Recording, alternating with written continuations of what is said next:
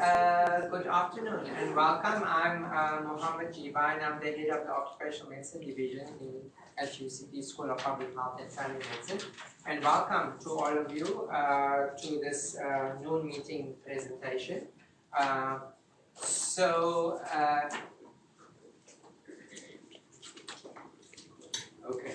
So we decided to have this presentation as you all know that there is this big class action suit that was recently was accepted, and so we wanted to get to understand more about the class action suit and what its implications are, both in terms of the medical surveillance, the medical aspects, as well as the social security and compensation aspects in relation to compensation of ex-mine workers. Just so you are aware, our school has and staff in our division has been involved with various class action suits, from the Macassar fire 20 years ago to the asbestos class action suits, and now to the silicosis class action suit. So in the process, we have gained a lot of experience working with our legal colleagues and trying to develop a common approach, and also using our previous experiences to enhance what is being proposed going forward. And so what we want to focus on today, in as much as trying to understand what this class action suit, what the implications are, it's also a good opportunity to reflect on the role of science and academia to address big social issues of the day, and how we can use our expertise and knowledge to advance social rights and social equity, as well as achieve issues around environmental justice. So in as much as this class action suit is about the compensation of ex-mine workers, this also speaks to major deficiencies in relation to what is happening in the mining industry. And key among them would be the lack of proper dust control measures to prevent workers from developing silicosis and TB, to a malfunctioning workers' compensation system to address the social security issues of the day in relation to these mine workers.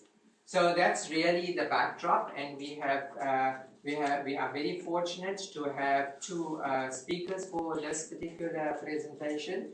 We've worked a lot with Charles Abrams, one of the key legal entities that staged the class action suit, together with Richard Spoor and the Legal Resources Center. So he's going to share with us from the inside what his experiences are and what this class action suit is all about. And then Shahieda Adams from our division will give you some of the background stories to the kind of technical input that we gave over to the lawyers that enabled them to deal with a very thorny issue, which was around compensating for TB caused by occupational and working context. So over to our two speakers, Charles. So Charles will start, and then Shahieda will follow, and then we'll have a discussion. Thank you very much, Mohammed. Thank you, for inviting me and affording me the opportunity to address you on some of the key aspects, of the silicosis. And thank you, for attending. So my name is Charles Abrams, and I'm one of the attorneys who've been involved in this matter, dating back to 13 years. However, one caveat, I think at the time when I got involved, there was, few of you who'd been involved, way before me, albeit from a different perspective, most notably from a medical perspective, and I think you know very well who you are.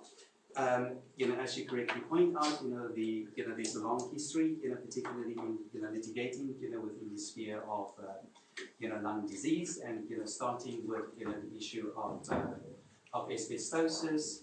And so subsequent to that, a little bit of an anecdotal story is that one of the key people who've been involved in the asbestosis litigation, of course, is well known, Richard Spoor, occupational lung disease. him and I, joined forces. My focus was very much on class action. I was, foolish enough as a young student, as a young lawyer, to, undertake litigation in the far-flung country in the United States against all of those who had aided and abetted, the apartheid regime. It was a bloody, litigious, bruising battle, but, significant experience. And it was that kind of experience that I then brought to bear, in, focusing, attention in South Africa. With the first, case which our firm got involved was the bread, class action, where the companies colluded to increase, the price of bread, and that's essentially setting up, the first, class action lawsuit in the country that then provided the basis, for what subsequently unfolded as, the class action lawsuit. Now, also just by way of, brief introduction, the there was a, a perception, within the industry, mining industry, as well as, within the legal fraternity, that when a miner contracts an occupational lung disease, particularly as a result of dust-related disease, such a miner has no claim other than a statutory compensation claim. And that has been almost the orthodoxy, for, I don't know, 100 years, plus. Richard Spoor and I decided that that is the first thing that we need to do if we want to really, have, make the same kind of impact, as, the kind of settlement that we've seen with the asbestos, relief trust, and so on. And we then decided that, the only way that we to do that was to ultimately, take a test case, to court and to ascertain whether that is indeed, the case. We had no problem with the idea that miners are statutory compensated, a statutory claim, but we did not believe that, that mining companies were immune, from from a civil suit for additional compensation, and that was then became known as what we call commonly the Mankai test litigation. That case, single miner from with work for Val Reeves ultimately became Anglo Gold Ashanti. For all of his life, and he contracted, tuberculosis, and silicosis. We instituted the claim and ultimately filed a claim for damages against Anglo Gold Ashanti. Anglo Gold, as we anticipated, rightly raised, the phrase of, an exception, basically stating that you can't, because the law does not allow for civil suit. We obviously had a completely different approach. We lost in the High Court, which is brought the case in 2006. We lost in the South African High Court. We took the matter up to the Supreme Court of Appeal. We hardly lost it out in the Supreme Court of Appeal. We were booted out in the Supreme Court of Appeal, basically confirming the decision of the High Court, and our last resort was to the Constitutional Court. A little bit of anecdote. At the time we'd run out of money. We had absolutely nothing. Our advocates abandoned us. We were completely broke. And Richard and I decided, well, we're going to take this thing ourselves to the Con Court. Quite frankly, at the time, I didn't even have money to fly up to the Con Court. Richard argued himself. And surprisingly, beyond everyone's expectations, a couple of months later, in March 2011, the Constitutional Court unanimously set aside the judgment of the Supreme Court of Appeal. And it overruled and basically said there is no bar under the Odumwa statute preventing a miner from instituting proceedings. That set the tone. So with that, Constitutional Court judgment, we now had the possibility of suing on behalf of potentially, well, let's say tens of thousands, I would love to say hundreds of thousands, and it would be wonderful, of miners with potential claims. And this is where then we decided that the only way that we can proceed to undertake this litigation is in the form of a class action. So I'll give a little bit of background. By that time, the Supreme Court of Appeal had already, in fact, the judgment was due in that very same year, in 2011, on our, bread class action. And when the Supreme Court of Appeal basically laid down the criteria for how class actions ought to be brought, it is almost as if it was a match made in heaven. We had a Constitutional Court judgment, we had a Supreme Court of Appeal judgment in the bread case, and that set things in motion. Our firm and Richard's, firm, these are very small firms, but we, very, very focused on the particular kind of litigation. We banded, our, efforts together with the Legal Resources Center and together with our, what now known as the huge class of indication. The focus across the spectrum among the three firms have been on silicosis. We were unanimous on silicosis, that was the principal disease that we were going to focus on. However, our firm took a somewhat different approach that over and above silicosis, we also felt that there was the need to focus on tuberculosis. And tuberculosis was the more difficult one, and I think that Shahieda will talk about that. Simply because we understand the relationship between the exposure to silica dust and silicosis. The issue with tuberculosis being an airborne disease became complex. This is almost as if we've introduced something that there was a feeling even among the lawyers that why did you introduce something that is so complex and so difficult from a legal point of view. But we felt that given the epidemiology that we just could not leave that alone. If we look at the number, the situation of the state of tuberculosis within the South African gold mining, we just felt that there needed to be something.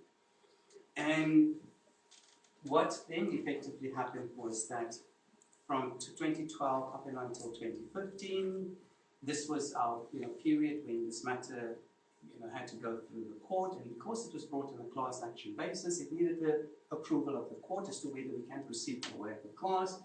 The court ultimately, after a 2-week hearing, gave us the go-ahead to proceed. It's not to say that we filed the class action, it's really just go ahead. And the court certified 2 classes, broad classes, the one silicosis and the other one tuberculosis. The companies decided to take that on appeal.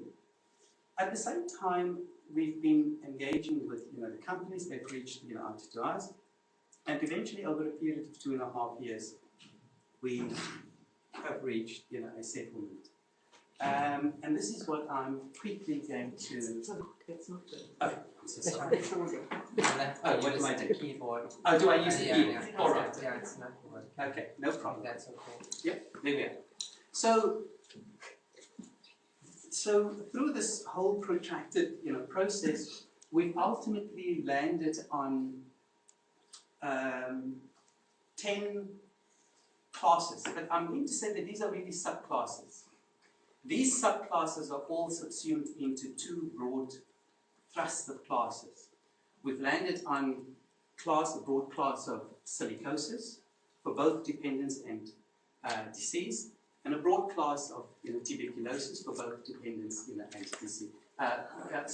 Living claimants as well as disease. As you can see, we have the class period is from 1965, and this is a much more legal decision that we've taken at a time when legislation changed, and felt that this was a very good point from which to commence the the class action. Now, many of those of you are familiar.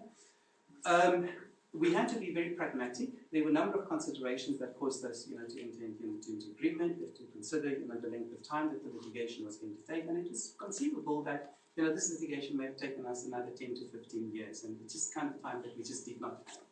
Ultimately, what we decided this was to broadly align the, the settlement along what we have, the statutory compensation system, and we understand, the difficulties and the problems with the statutory compensation.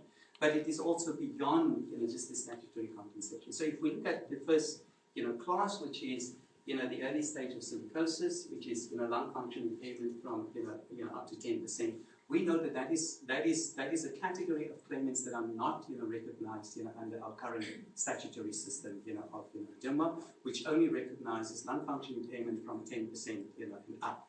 There we have made a provision, and we've come to an agreement, and the compensation for that early stage of silicosis, 70,000 rand. Now already, and I want to say that if you look at that level of compensation compared to what the DIMWA pays for your first degree, already it is significantly higher. Second class, and that is your equivalent to first degree, 150,000 rand compensation. Again, double the amount of what we currently have under DIMWA. And then, of course, our silicosis class 3, which is the equivalent of second degree silicosis under DIMWA, and a 250 rand payment. With silicosis class 4, this is a special category. So the view there is that when we when you look at minors in general, those particularly with second degree or first degree, it's normally after a period of being prolonged period of exposure and so on. And we always also find that these are some of the more older minors. But what we do also find is that there are minors who may be in the prime of their lives and who have already developed let's say second degree silicosis, etc. And it's almost as if the entire life, particularly the working life, would now come to a halt. These would be special categories. There's no equivalent of DIMWA compensatory categories, and the award would be up to 500,000. Silicosis class 5 and 6, and these were the trade-offs.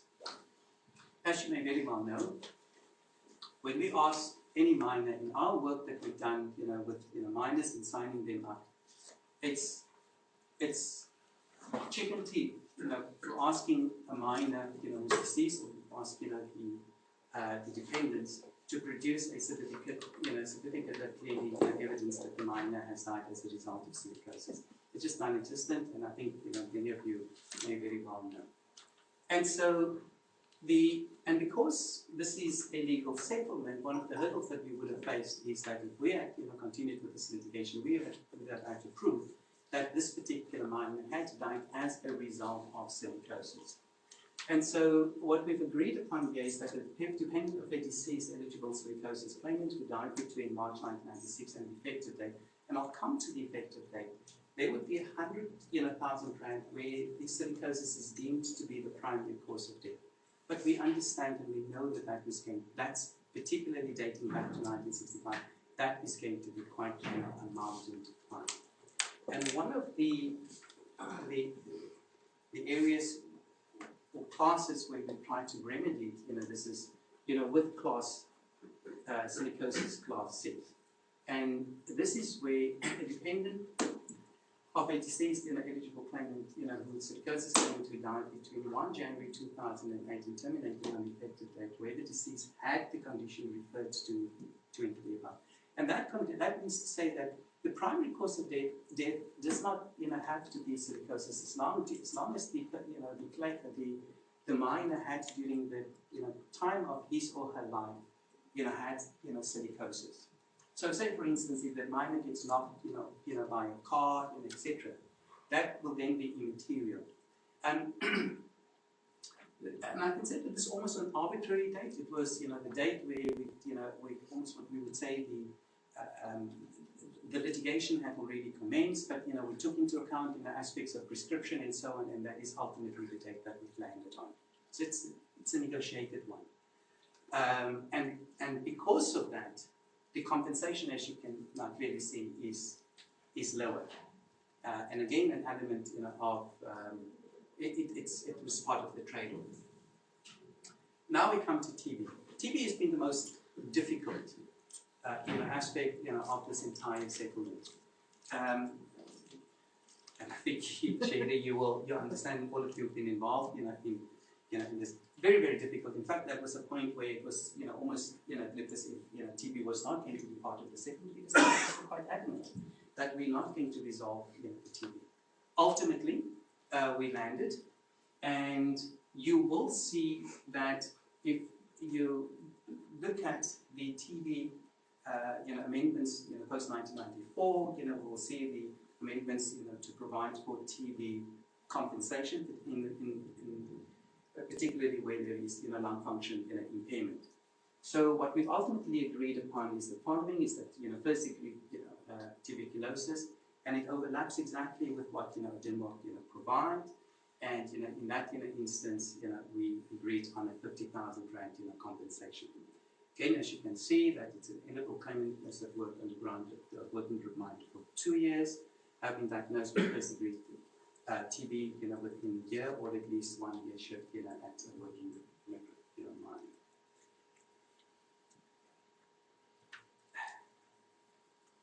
Very much the same with second degree tuberculosis, and then when we look at tuberculosis class 9. We followed exactly the same as for what is provided for under DIMWA. Now, there is a category that we've introduced. Now, prior to 1994, mine was with tuberculosis, and whose lungs have been impacted as a result, and they did not get compensation. Only that regime changed in 1994. So one of the challenges that we had was that what do we do within miners with a gap from 1965 up until 1994, because that was now would effectively been a gap then within the whole settlement, and that group of miners potentially would now go without getting any benefit. What we then decided was the following.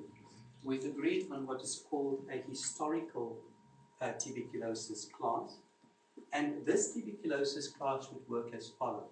So anyone who had worked on any of these qualifying mines during the period of 1965 up until 1994, anyone who had worked on the qualifying mine, if that person had a tuberculosis diagnosis during that time, that person will receive a 10,000 rand payment.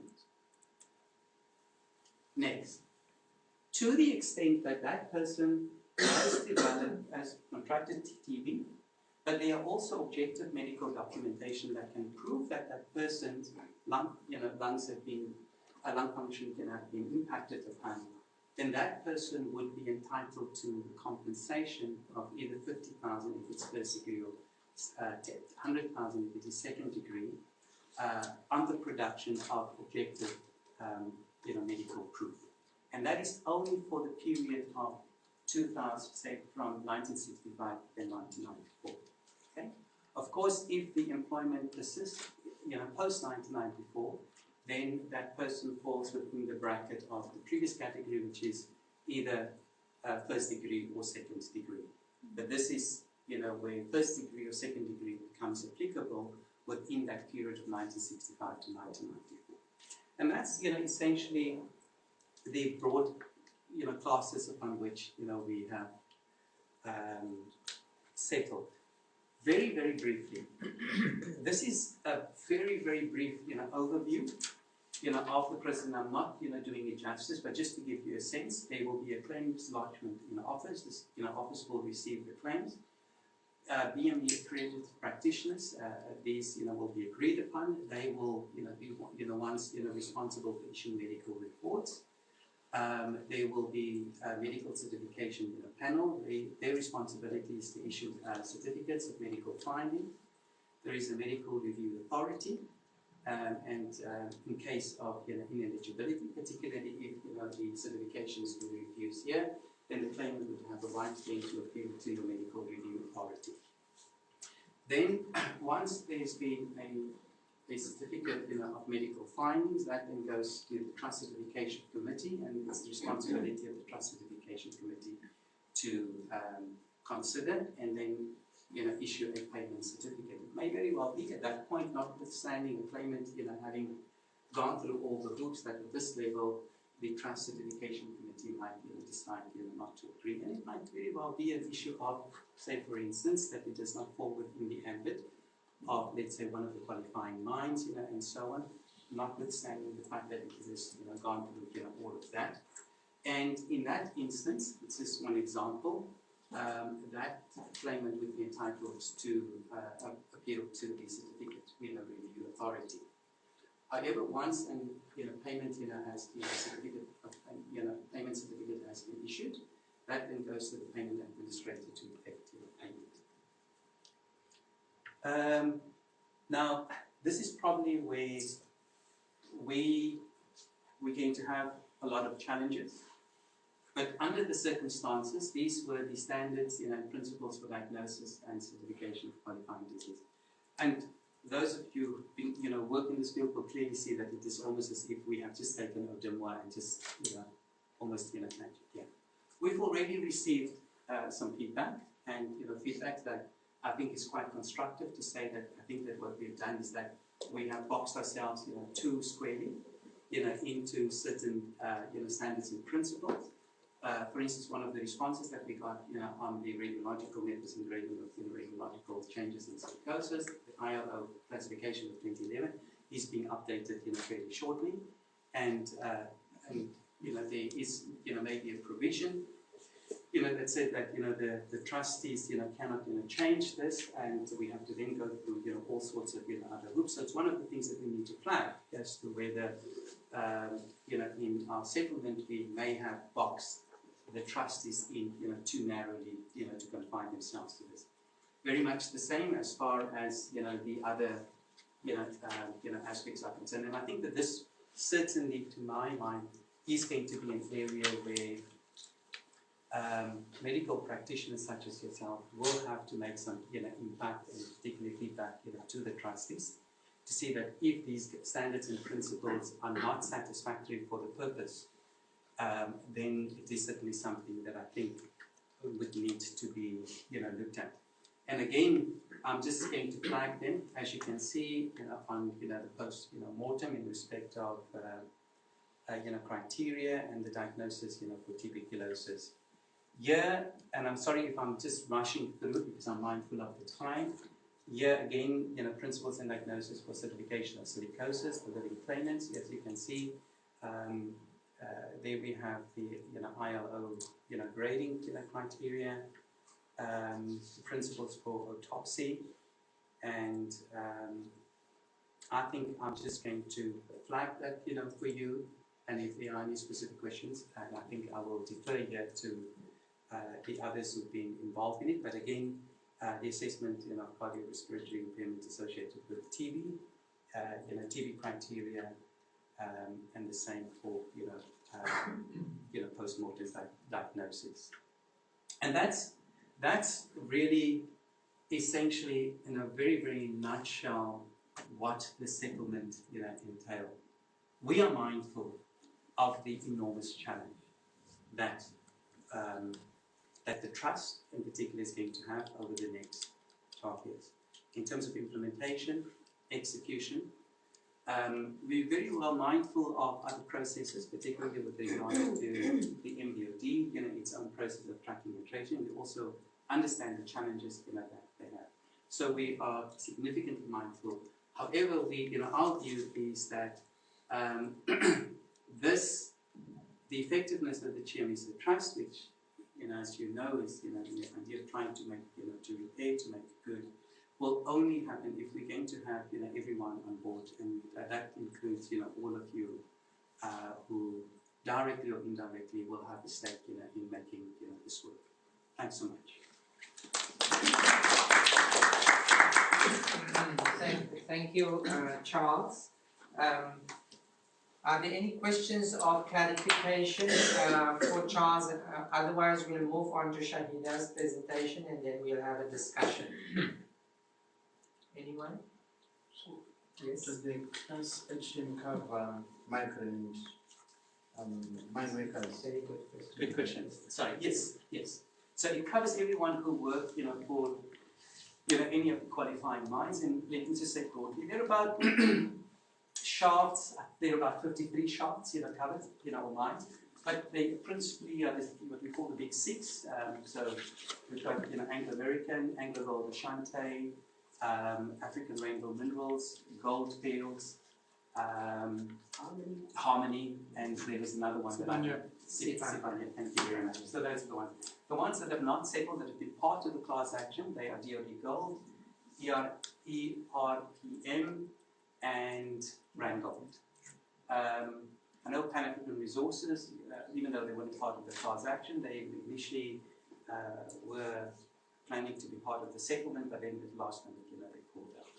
So all of them are covered. So if you've worked with them, wherever they are, and we, throughout the year, many years of being involved, have signed up together with ourselves, in which it's we've signed up about 40,000 mines. But it doesn't mean that all of those 40,000 mines are necessarily going to qualify. What we also know is that the mining companies, and they've disclosed that to us, they've now developed a huge mega database consisting of about almost 1.2 million former miners. Charles, I just wanted to ask about cancer. we know silicosis is a carcinogen. Is there room for it to fall into that category 4, the sort of extraordinary illness, the worst case scenario? Yeah, I think you asked the wrong question. I really, so, and that's why I say, and I really, when we, look, when you put a bunch of lawyers, into, a room and, negotiate, for almost, how many years, you almost get so locked into it because you look at everything purely just from a narrow, legal point of view. And, one of the things, on reflection is that when I realize is that these standards and criteria, as we've done with TB, we should have actually also done very much the same, with, the silicosis side. Also on the institutional aspect, of it, and one of the critiques that we got on the, and I know I'm taking a little bit, time and taking it a bit, broader, is the number of people on the review panel. Now, I remember attending, one of the sessions, the Paper Trust, with the readings and so on, and I could clearly see the challenges that, people would have in terms of the different, interpretations of that. And when we negotiated this, the mining companies were quite adamant because people were more concerned about the cost issue. So we've got 850 million rands that have been allocated for a period of 12 years for the trust administration. But we can also imagine the cost, the moment you increase, this particular structure review panel with 1 or 2 more, etc., the cost implications. And ultimately what was, people decided was that instead of having, if I may just quickly go back to this issue, and there it was decided that, and so with your medical certification panel, it was agreed that we would have, I think, the panel consisting of 2 or 3. So it was decided that you would have sufficient safeguards at that level, people's input as to what the criteria or the disease category would be. So that by the time that decision then goes on review, that you don't need to have 2 or more. But there is some criticism, in respect of that as to whether that is feasible or would it be this scenario. But these were all parts of the trade-offs. We don't know. We'll have to see if this is going to work or not. So I'm responding to that very much in the same light as the question. Good. Well, we can discuss this afterwards, but I'll just table it. So, what is your relationship going to be with the MBOD? Because they've, as you know, they're working on more or less a parallel process under the statute. Yes. So they've also got a certification committee. Absolutely. So have you worked out a plan of saving each other time and trouble by unifying the process, or? You're 100% correct. I didn't, in fact, okay. Essentially I didn't, but you're absolutely right. So whatever an MBOD certificate would be sufficient enough, for our purposes, unless, the claimant, feels that, they need to undergo, but, that will be accepted. Very much the same with whatever certification, is going to be produced, under ours, provided, of course, it falls within the ambit, of that.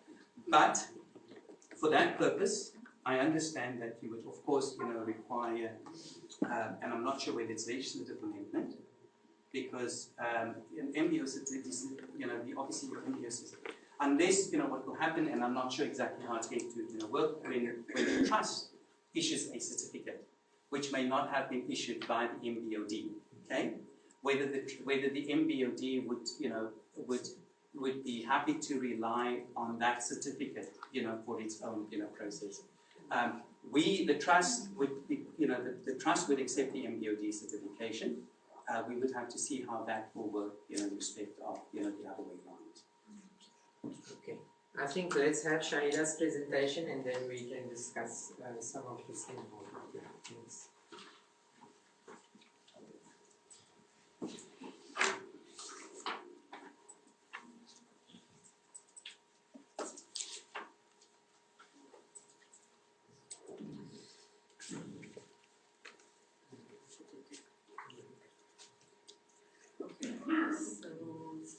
asked to speak about the role of occupational medicine physicians in supporting the cause of mine workers with occupational lung disease as it relates to the settlement. So I sort of see our areas of involvement, and this is broadly, I'm not going to speak to all of it as being research. We do assessment and review of claimants' cases. I think there's a role for social justice and helping mine workers access compensation, and obviously for advocacy and being an advocate for the rights of your patients.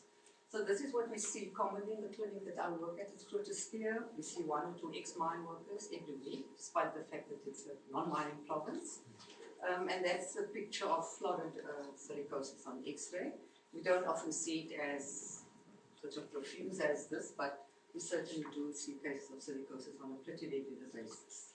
And we basically use the ILO system of reading these X-rays. Also commonly seen is silico TB in our setting, and really what you're seeing there is a small lung volume on the right, so you have loss of volume, typically with TB, loss of opacification and almost loss of the upper lobe, and the silicotic nodules a little bit more prominent on the other side. The problem is that in many of the mine workers there is so much TB changes because they have 1 or 2 or 3 recurrent bouts of TB in their lifetime that you can't always see the silicotic change. So the research areas that we were asked to focus on, and I was a bit cajoled into that role by Sophie and Charles to sort of coordinate our process, was to look at the association between silica exposure and TB risk in mine workers in the absence of radiological silicosis. So these are people who might have subradiological, we can't see it on X-ray, but we think there's damage to their lungs by the mine dust, and they are at greater risk of getting TB over the course of their lifetime. And then also to look at compensation for mine workers with TB beyond the prescribed period, because our sense as clinicians is that, yes, there are other factors, there's HIV, there's overcrowding, there's social conditions, there's TB contacts, but our mine workers seem to be at extraordinarily high risk of getting recurrent bouts of TB throughout their lifetime. So the process was, it started with a workshop which we had in the Belmont Centre, across the road in Rondebosch. And it was really a discussion with the lawyers and with us, occupational medicine physicians. There was agreement on questions that would assist with the litigation process. The sort of questions were divvied out between the specialists, and we really did just desktop research to try and come up with answers to the questions. In the end, we compiled a report for the lawyers to take forward. And there was also engagement with the Gold Working Group regarding the proposed positions and approaches, and I think that was quite a fight that Sophie and Mohammed really were part of. So what we found, just in a nutshell, before I sort of move on, so the research questions really were aimed at clarifying medical definitions, the epidemiology of TB in this group, and approaches to retrospective diagnosis of TB. So, you know, those people who's had TB, how do you actually prove that people, we are far more interested in our setting to proactively diagnose TB sort of at a point in time, rather than going back and looking at was there a real TB diagnosis or not. What we found is that despite the fact that the first conference on silicosis was held in South Africa in the early 1900s, so we put it on the map. Yet there is so little research in the area amongst our own mine workers. So there's very, very limited data that could support robust estimates of these conditions. And it was really difficult to come up with definitive conclusions. But I'll speak to some of the questions that we tried to look at and answer. So the first question was relatively easy. It dealt with just clarification of TB definitions. So things like what is TB, what is the cause of infection, is it a past medical event, you know, are you at greater risk once you've had TB? And for that there is evidence. And a lot of that could be easily answered, and it was really to equip the lawyers, because they're obviously having to deal with lawyers from the opposition who came in very well equipped, very knowledgeable on the whole area. Then the second question was to look at the relationship between silica exposure and TB risk. And so there was very scant information on both sort of the important questions. The one was, does TB risk in fact continue with cessation of exposure to silica? And what happens to that risk over time? Does it get more? Does it get less? We don't really know. And really the second one is somewhat included in the first one. So you can see this is a very, very old study by Nisdo and Murray. And it was really a study done on white mine workers.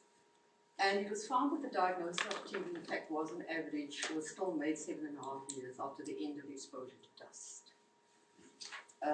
And then of the 74 sort of incident cases of TB that developed, and these were cases where they did not have radiological evidence of silicosis, it translated to an incidence rate of 106 per 100,000 per year. What we don't know is how that compares with the general population in that group. Is it higher? Is it less? We don't really know. But what was striking is that the population was of white men with relatively low TB background rates and almost no HIV.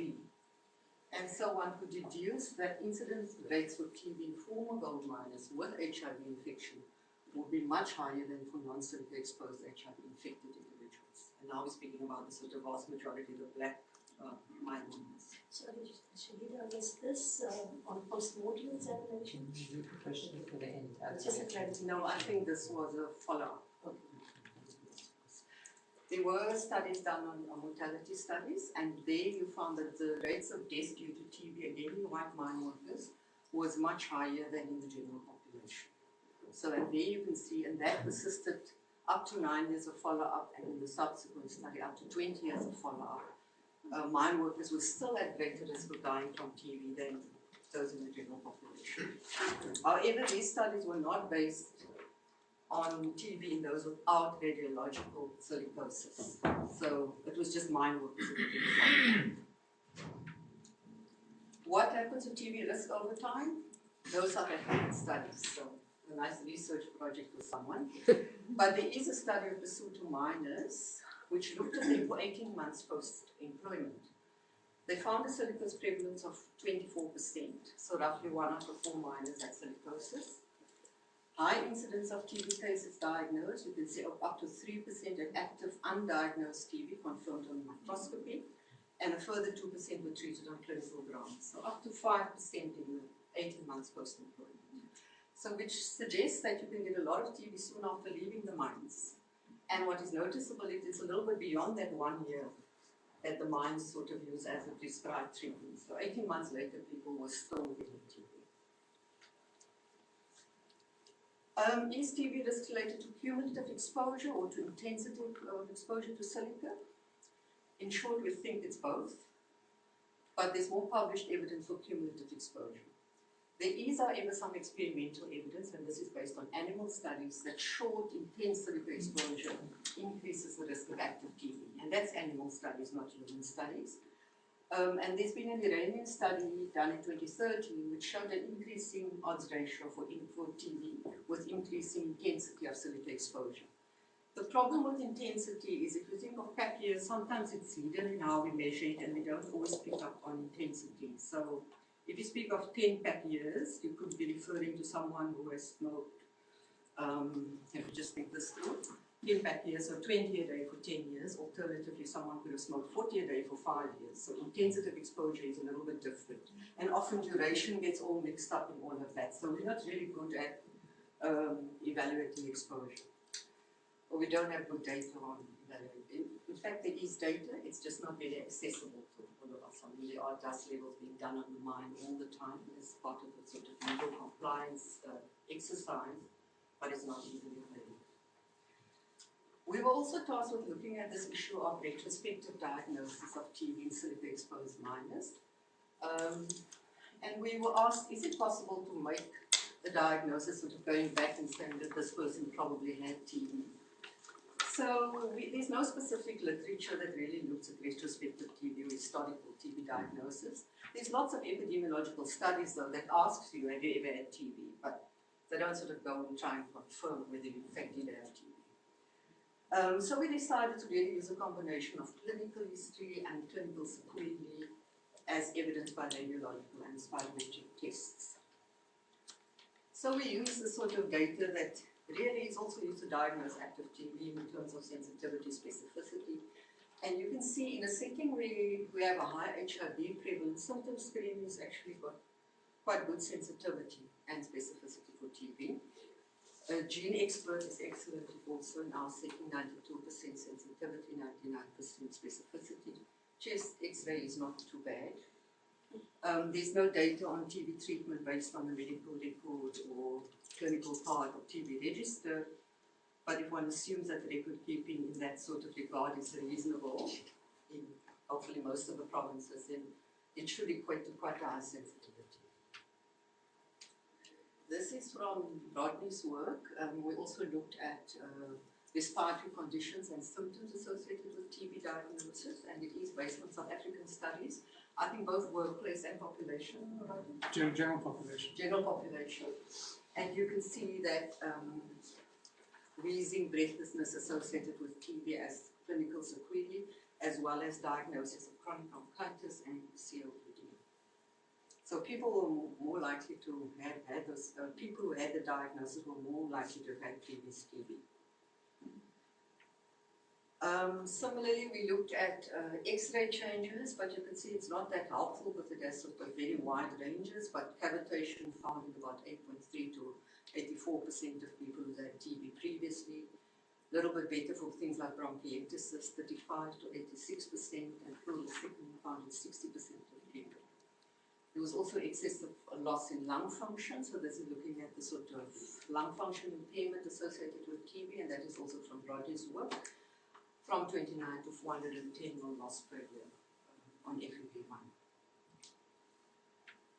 So, putting it all together, we sort of tried to work on a probability of this retrospective TB diagnosis. In fact, sort of what is the probability? That's the question of people really having had TB. So we thought that based on past clinical history suggestive of TB, so people had symptoms or they reported past treatment, we would have pegged it at about a 60% probability in our kind of setting.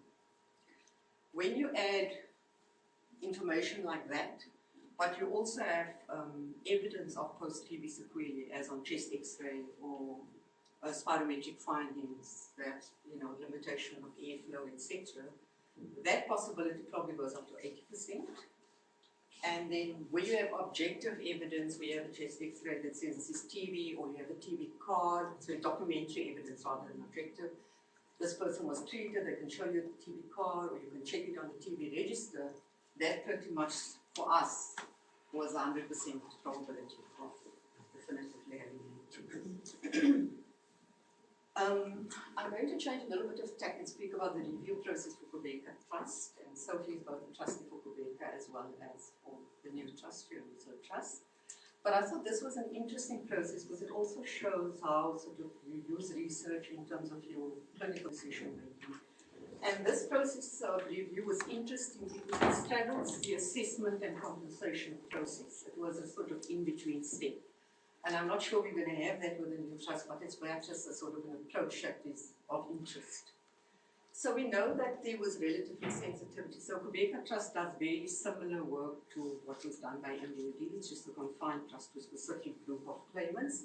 And it involves assessing X-rays and spirometry and determining is there silicosis, is the person eligible for compensation. So, but we do know that there's, relative insensitivity of the available test. In the case of Quebecer, a lot of the data is historical. It's not always up to date. Sometimes poor data quality, not because of their fault, but it's really difficult to get, and they've gone to great lengths to get proper exposure histories, etc. It's just not always available. We have very limited exposure information, much of it self-reported, and for those of us who do work for Quebecer Trust, we know these discrepancies between what they report and what comes out of HR records from Clearby, etc. And so the question is, what is the probability of having missed silicosis with some of these claimants? Because this trust is specifically set up to compensate people who really do need the money. And who then needs a review? Who should be looked at another time again? So we analysed data from the Quebecer Trust, and we really were interested in finding out what were the strongest predictors of radiological silicosis in that population. We then developed a risk score based on those predictors, and we calculated the probability of silicosis diagnosis in that group, and that informed our decision on who do we sort of give a second look, which cases. So that is the point scoring system which we developed for predicting the diagnosis of radiological silicosis. And you can see the three sort of strongest predictors were age, years of service, and TB diagnosis. Because I think TB diagnosis, was actually the strongest out of the three predictors. We then came up with the predicted probability of a diagnosis of silicosis associated with each score. And you can see around about a score of 7, you cross over into, it now has more than a 50% probability of a diagnosis of silicosis. So effectively, we decided to review everybody above a score 7 and above. So that was our sort of guiding. Lastly, I just want to speak about the implications for surveillance and compensation. I think that mine workers are a neglected and marginalized population, especially our ex-mine workers. They are far away from health services and expertise in occupational lung disease. They've been very much failed by the system up to now. Many of them are dependent on social grants. Many of them have chronic respiratory impairment. And although the settlement is a promise of increased reward, which I think is very positive, because the paltry sum they're getting can never really compensate them for the loss of livelihood, the loss of lung function, the poor quality of life. It is an area that's vulnerable to exploitation, and this is where you've got to be quite aware and be a patient's advocate. And I just want to sort of relate something like recently one of our ex-mine workers came to us with a letter written by somebody who invites these mine workers to come to meetings at the throw of 300 rand per mine worker, and they will sort out all of this for them because there's no money. And some of them also they told, don't go to the protest clinic because they're going to say you don't have lung disease and you won't get money. So very real issues, and also the idea that you need lawyers, no disclosure trials, to get access. We actually tell our patient, the lawyers have already fought for this, there will be access once the process is implemented. Otherwise, all that 140,000, another 40,000 is going to go to a lawyer or something, which really is not. And that's really it. I think from my side, I just wanted to say thanks to the team. Thank you, Shahieda. So, you want to answer Sophie's question? Sophie, you want to repeat it? No, it was clarified. Was it clarified? Okay, great. So, open questions to Shahieda as well as to Charles, or any points people want to make. Rodney, yes? Charles, a political question. So there was an expectation that after 1994, the black mine workers would finally see some justice, especially since COSATU and the South African Communist Party were part of government. Yet it was left to independent lawyers, Richard Spur, Legal Resources Centre, and yourselves, to do the work for them. So my question really is, and I've heard anecdotal responses, but I'm interested in yours, is what was the attitude, the position taken by the government and by the unions, or particularly perhaps some other unions, to the class action suit? Rodney, thanks so much. I think I feel much more comfortable with the political and That's a very, very good question. So, right at the outset, Richard and I sought the support of the National Union of Mine Workers when we started the test case. And there was quite a definite silence. We had a couple of meetings with them, and they actually refused to get on board. And the sense was that, I think, a broad agreement, and again I'm speaking very, very broadly at the time, was that they felt that whatever agreement that the National Union of Mining Workers may have had with the industry at the time, in respect of the investments that we would make into certain rural areas. I think there was a very particular undertaking an agreement that they had in respect of the industry's investment, particularly for former gold miners. They weren't too pleased and too happy, to get on board. And as a result of that, one of the law firms, and I'm not sure if I should actually mention it, but one of the UK law firms who had a very, very strong relationship and deep relationship with the National Union of Mine Workers, the UK law firms, actually refused to associate with us on this case. because of their traditional relationship.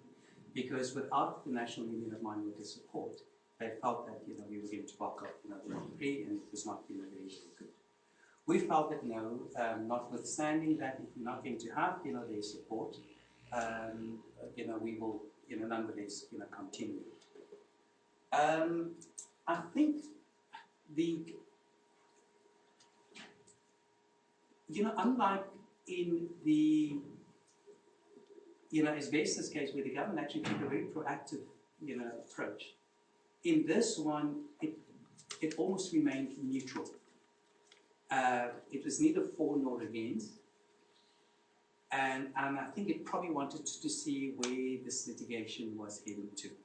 But we must also understand that this litigation didn't start off as a group litigation, like for instance in the case of KPLC.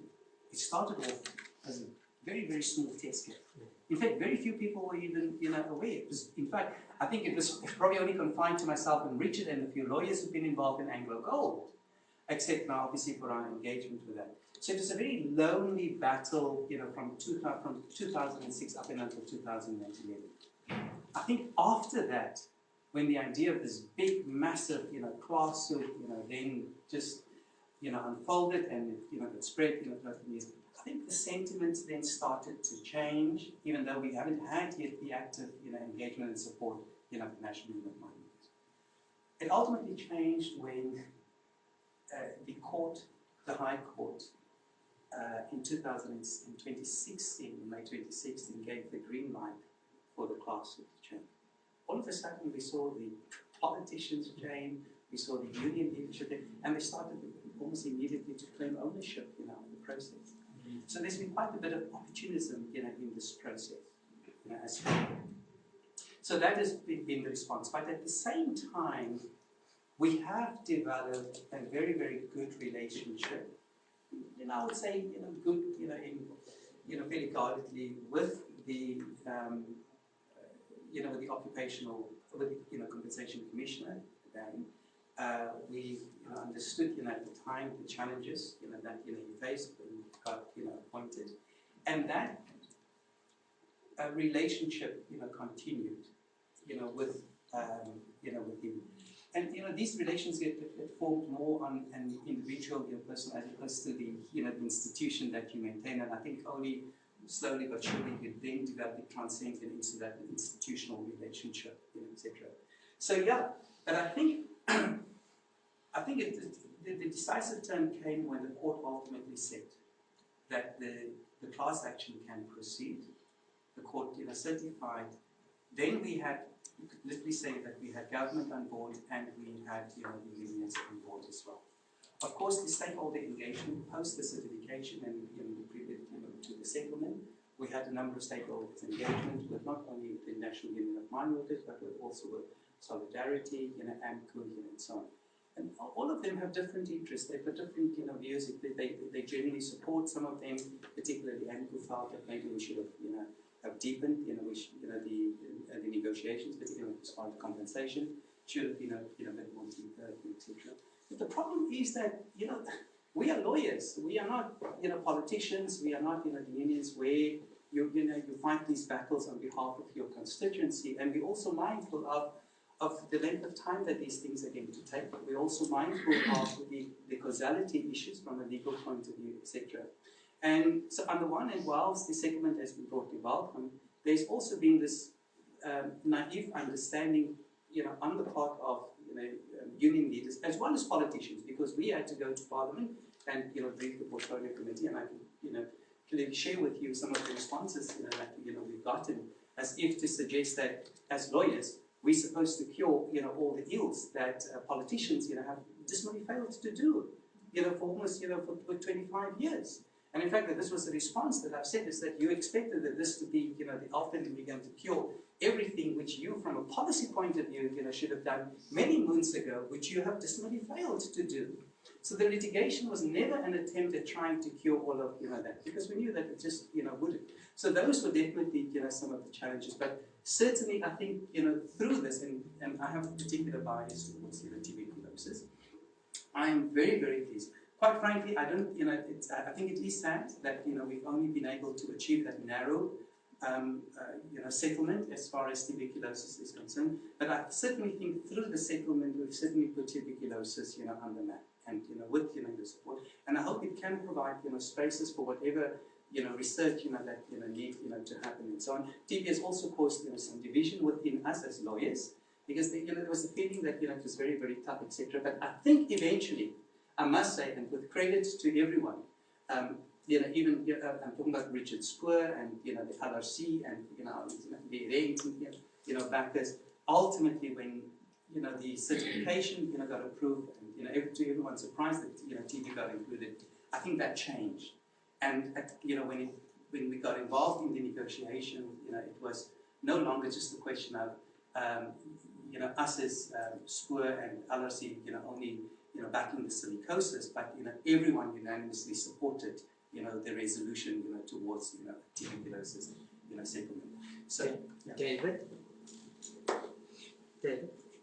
Thanks.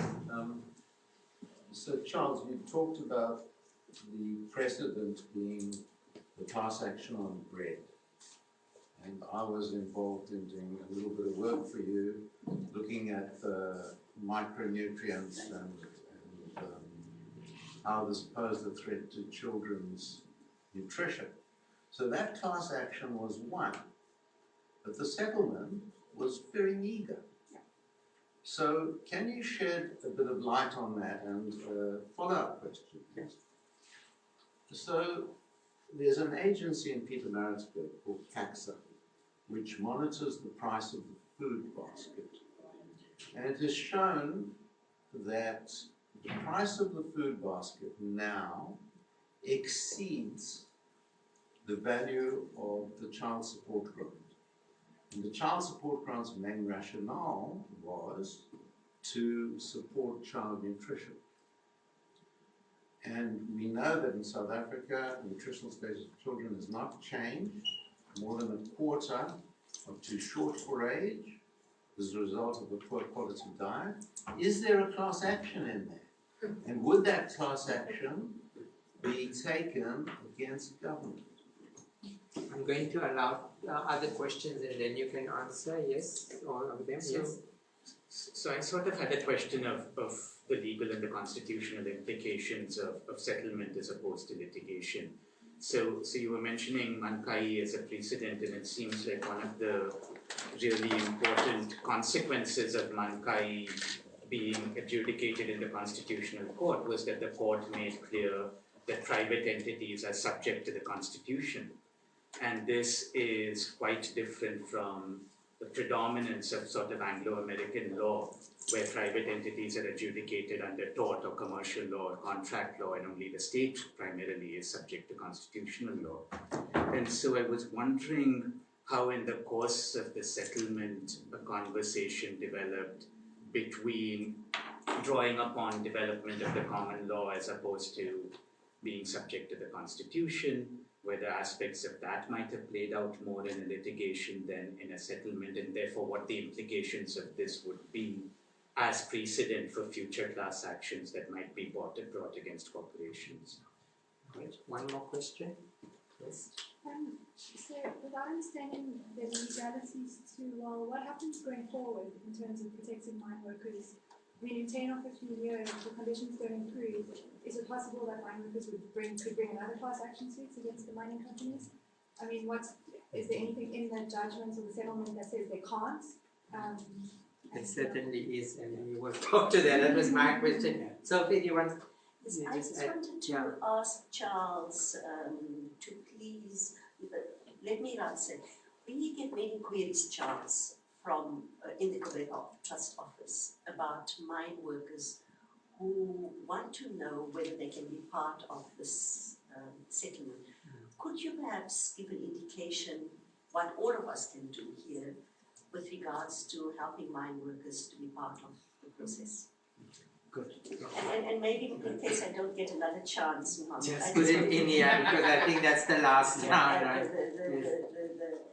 I just want to say, I think Charles has been very modest here, that we owe an enormous thank you for the fight. The battle to get TB included was monumental.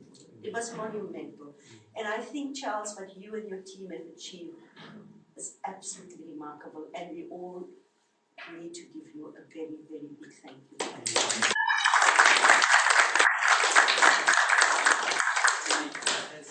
Sophie, you're always very, very kind, and thank you so much, for that. And I must also again, reiterate, thank you, for all of you, coming on board, for us to ensure that that the TV, ultimately, became part of the settlement. Let me, do this, backwards. So, Sophie, on the issue of, as some of you may know, Sophie is one of the trustees on the CMB Sophie Trust. There will be 7 trustees, of which the mining camp is nominated 3, and we as claimant lawyers nominated 2, and our nominees were for Sophie and Ms. Janet Love of the former head of the Legal Resources Centre. There is a space for one